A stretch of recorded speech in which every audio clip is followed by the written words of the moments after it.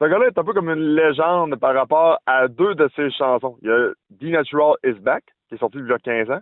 Et si on recule un petit peu plus tôt, 25 ans avant, The Natural est mon nom. Ça a quand même été deux succès. Puis il y en a plusieurs même qui ont appris à le connaître à cause de Louis-José Hood dans le temps à Musique Plus, qui avait fait une émission. Puis ça a comme redonné un gros buzz de musique pour The Natural, qui est mon invité, qui est de retour d'ailleurs avec un nouveau EP qui s'appelle Coup de D.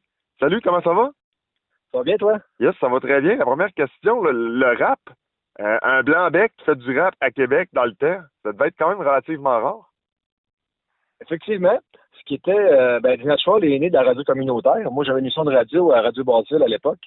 Puis c'était ça, c'est comme ça que j'ai commencé à m'y intéresser. C'est pour ça que j'aime le rap des années 90, justement, parce que c'était à cette époque-là que je faisais ça. J'avais même des commandites, toute la patente. Mais effectivement, j'étais tous les jeunes qui venaient rapper en studio, ils venaient souvent en groupe de 6-7, c'était tous des noirs, il y avait aucun blanc, c'était vraiment le seul là-dedans à m'y intéresser. Puis oui, c'était assez marginal puis même le rap, c'était marginal. Tout le monde me dit ah, c'est plate, ça fait juste parler, blablabla. Fait qu'à ça, quand je vois le monde dire ah, qu'aime le rap, c'est ci, puis c'est ça me fait rire un peu parce que je me souviens de ce qu'on disait de 15 ans. Même pas 15 ans, de 25 ans. Est-ce que tu te sentais seul un peu dans ton coin à l'époque?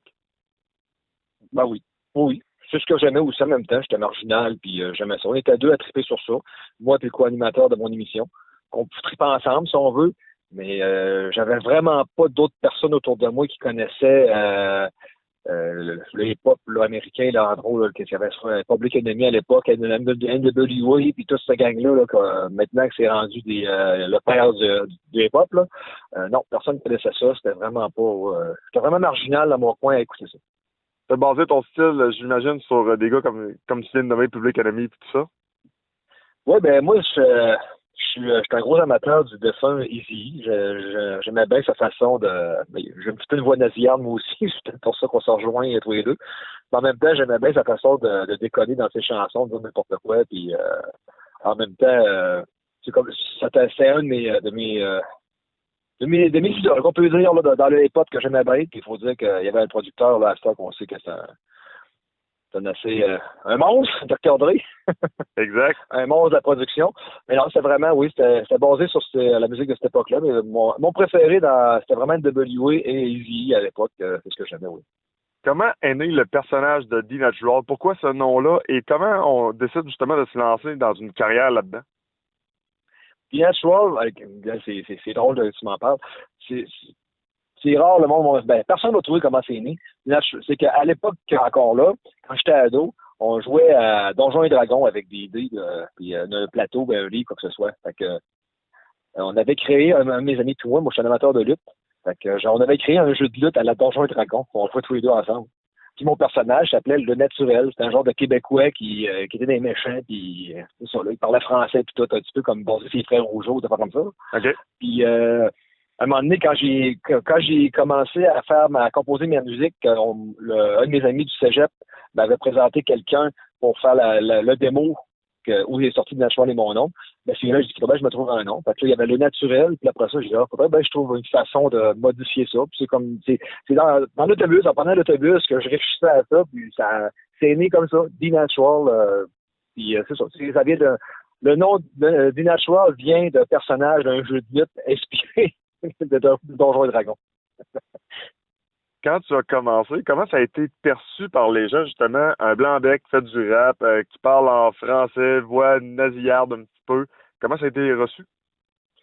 Écoute, quand j'ai commencé à le faire, personne n'en a parlé. Ça a commencé à être connu à Démoclip en 80. Parce que le démo date de 93, Démoclip 95.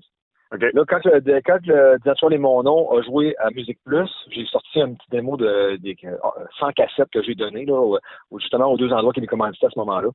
Puis là, ça a sorti. Là, j'en ai donné, puis dans ces places-là, ils ont donné, ça a sorti, puis tout ça. Mais après que le mois est passé, parce que Démoclip, c'est que tu passais une fois par jour pendant un mois. Un coup qu'un mois était passé, je suis disparu de la map. Jusqu'à temps que Louis-José Hood me ressorte des boulamites, puis commence à dire que c'est vrai que mon clip était cheap, puis que c'était un clip, un $1 à clip. Puis c'est ça, moi, les gens ont accroché sur mon personnage. Puis c'est comme ça que mon personnage aîné, et on peut quasiment la légende aînée, si on veut. Ben justement, c'est un peu Louis-José Hood qui t'a un peu remis sur la map. Quand ça s'est arrivé, là, euh, qu'est-ce qui s'est passé un peu dans ta vie? Est-ce que les gens, exemple, disaient, OK, on veut le revoir en show? Est-ce que le monde riait de toi? Qu'est-ce qui s'est passé dans ton univers à l'époque? La manière que j'ai su que National et mon nom sortaient des boulamites, c'est que j'avais un site Internet. Je suis un serveur gratuit, là, Multimania, je ne pense plus que ça existe, c'est un serveur français. Et je parlais de The Natural. Sauf que personne ne connaissait ça. Fait que même si j'en parlais, personne ne me lisait, personne ne lisait mon site, c'était mort. Puis évidemment, quand ça commençait à jouer, les gens faisaient des recherches sur Internet, ont trouvé le site, puis on commence. Évidemment, c'est souvent eux autres qui se manifestent en premier, ceux qui m'aiment pas. Fait que je commençais à me faire insulter, à m'envoyer promener. Là, je dis, pourquoi que maintenant, on m'envoie promener pour quelque chose que personne ne connaît? Là, c'est là que j'ai dit, il se passe de quoi? Puis là, ben, c'est là que j'ai su que à Deloraclip, on passait mon clip. Puis c'est là que j'ai su aussi que Richard Petit, qui était le recherchiste de Deloraclip, voulait me contacter pour pouvoir passer à l'émission puis faire toute la rencontre avec Louis-José, puis faire dans les bobettes de Dina Shoah, puis la patente. Puis je l'ai connu via ce site-là. Puis là, après ça, ben, c'est là. Richard Petit a fait dans les bobettes et l'entrevue. Par la suite, il dit, ben là, on a pressé le citron maximum. Moi, je pense qu'il n'y a plus rien à faire. Je suis arrivé avec du Natural is back, puis là, on sait que ça en fait. Justement, tu décides de revenir encore une fois 15 ans plus tard. Qu'est-ce qui te pousse à revenir? Parce que tu aurais pu dire, OK, bon, regarde, ma carrière est faite, je vais montrer ça plus tard, peut-être à mes petits-enfants, à ma famille, whatever, puis ça va être bien cool, j'ai eu une carrière dans le temps, mais qu'est-ce qui fait que 15 ans plus tard, tu décides de revenir encore une fois, sortir un nouveau EP, et c'est niaiseux à dire, là. Des fois, on dit, bon, c'est juste de la nostalgie, puis les gens vont revenir, mais ce que tu avais à dire, je pense que les gens ont trippé, puis t'es en show, puis ça a l'air de marcher pas mal. Oui, ben c'est un collègue de travail, Dominique Gilbert, qui est venu me voir. Puis lui, il était avec le propriétaire de chez Sonom. C'est là que j'ai signé finalement. Les autres ont un groupe de métal. Puis Dom, c'est un guitariste puis un ami. C'est le guitariste du band, puis un ami du propriétaire Marc Légaré de chez Sonom. Puis il dit, viens donc nous voir, puis tout, ça te tenterait-tu? Ah, je dis, je pense à d'autres choses. Puis tout, il dit, viens voir, on va voir ce qu'on pourra faire. Puis tout, bon, OK, je vais aller voir. Là, finalement, on est allé pas jaser. Ils m'ont dit, c'était pas le camp de match, qu'est-ce qu'ils voulaient faire. Puis tout. Puis j'ai rencontré Tim puis Jeff, eux autres qui ont fait mes billes, puis qui m'accompagnent en show aussi. Puis on a vu après ça que c'était, finalement, la chimie, le gâteau à lever, là, la chimie s'est installée, puis on a commencé à triper ensemble. C'est là qu'ils ont fait des chansons, les beats. Ils m'ont envoyé des beats. Là, les beats, je les aimais bien. Puis c'est là que je me suis mis à écrire ces chansons, puis qu'on a commencé à monter un petit setting de show. Puis le buzz est revenu. Là, on est un petit peu en retard, malheureusement, à cause que c'était l'été. Fait que pour moi, c'était déjà booké d'avance, mais on a bien l'intention de retravailler d'autres choses pour l'automne qui s'en vient. Là. Est-ce que la flamme est encore présente chez toi, justement, de chanter comme ça, aller en show? Parce qu'on s'entend, il faut quand même que tu sois craqué un peu. Je veux dire, t'as une job à temps plein, t'arrives, là, OK, bon, vendredi soir, exemple, je monte à Chicoutimi, je vais donner un show. Ou vendredi soir, bon, OK, je monte à Montréal au Fofone électrique, il y a un show à donner.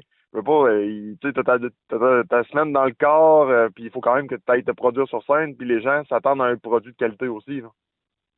Ouais, ben, oui, j'ai encore, je pense que je suis plus en forme à mon âge que je l'étais il y a 15 ans, OK. avec ma job, puis je suis un joueur de décoquet en plus, fait que je pense que la santé est là.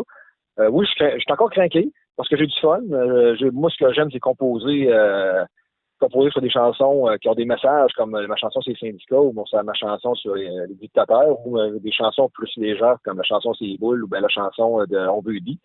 Mais sur scène, je veux m'amuser, je veux pas me casser la tête, je veux pas avoir à gérer une genre de stress que j'avais à gérer il y a 15 ans. Je vais arriver là, puis m'amuser. On s'est pratiqué beaucoup, là. On s'est pratiqué, là. On va encore se pratiquer pour le 24.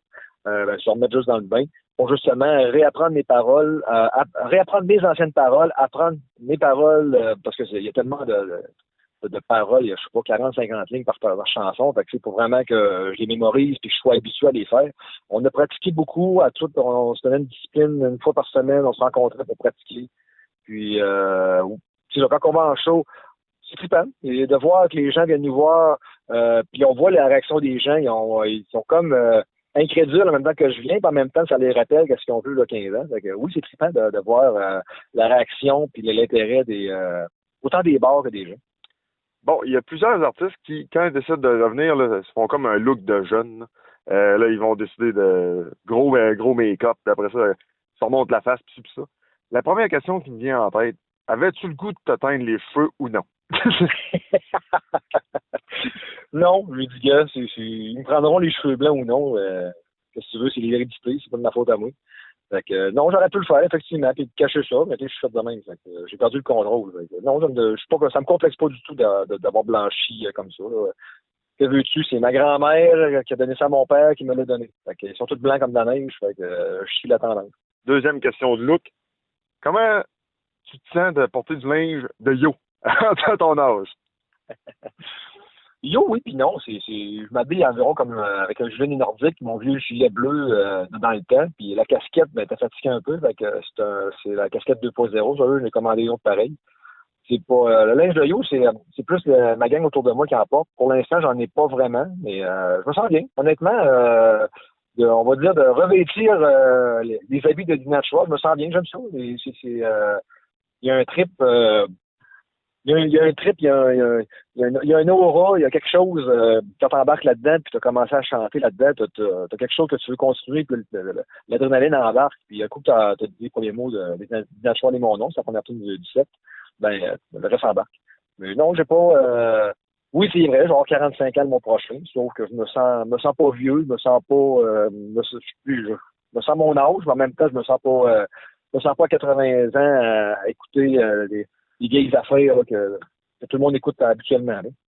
La tune que tu tripes le plus à chanter ou que les gens trippent le plus à entendre, ça serait laquelle? Ben, c'est mes deux qui connaissent. Mon nom et Back. Malheureusement, je pense que les gens viennent me voir pour ça, puis ils prennent peut-être pas le temps d'écouter les autres chansons. C'est un petit peu ce que j'ai remarqué présentement dans les shows que je reviens. Ils viennent pour mon nom et Easy Back. C'est peut-être un peu on veut dire vu que j'ai fait un clip. Là. Ouais. Mais c'est vraiment mon nom et Easy Back, c'est vraiment les deux titres que les gens veulent entendre. Quand ça lève, c'est ces deux-là. Puis ça chante. On a fait des refrains. Moi et la gang, on a fait créer des refrains parce que les gens pouvaient embarquer. Puis ça a marché. On fait embarquer le monde, puis on les fait crier, puis on les fait bouger. Mais en même temps, ils embarquent. Sauf qu'on voit que c'est beaucoup moins attentif ou il y a beaucoup moins d'action que quand c'est mon nom puis Easy Back, que le monde chante avec moi. Quand je suis dans le refrain d'Easy Back, j'entends crier le monde. Natural et mon nom, à un moment donné, j'étais en train de faire de Natural et mon nom, puis j'entendais le monde chantant, mais en même temps que moi, les paroles, c'est capoté. Fait que c'est vraiment les deux tunes que les gens veulent entendre.